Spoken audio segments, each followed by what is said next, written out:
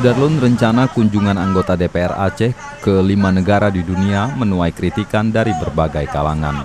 Yang katanya kantor rakyat, tapi untuk rakyat ditutup. Ada yang ke Australia, ada yang ke Amerika, ada yang ke Inggris. Ngapain kau kawan? Jalan-jalan, cari Pokemon. Gak ada guna itu pergi ke sana.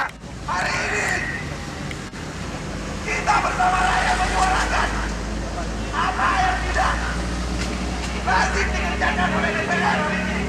Kritik itu setidaknya disampaikan belasan mahasiswa di Banda Aceh dengan melakukan unjuk rasa ke gedung DPRA Aceh Senin siang. Mahasiswa mendesak agar wakil rakyat membatalkan kunjungan yang menyedot anggaran sekitar 4 miliar rupiah itu.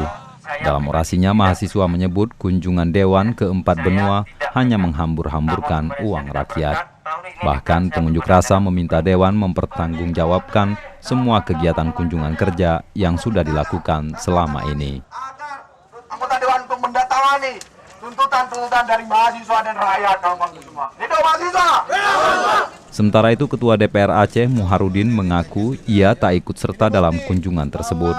Ia pun menyatakan bahwa keputusan ikut tidaknya anggota Dewan dalam kunjungan kerja ini adalah keputusan dari pribadi masing-masing Dewan. Dibenarkan, Pak. Jadi itu kembali kepada anggota, Kembali kepada masing-masing. Ya, dihabiskan itu sekitar 4 miliar. Ya.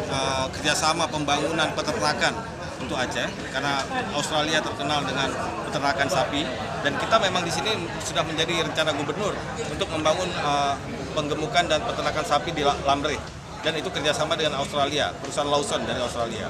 Jadi ini perlu dukungan dari DPR Aceh untuk membuat kerjasama ini bisa terrealisasi, dan itu memang bidangnya Komisi 2. Dari Banda Aceh, Hari Mahardika, Serambion TV.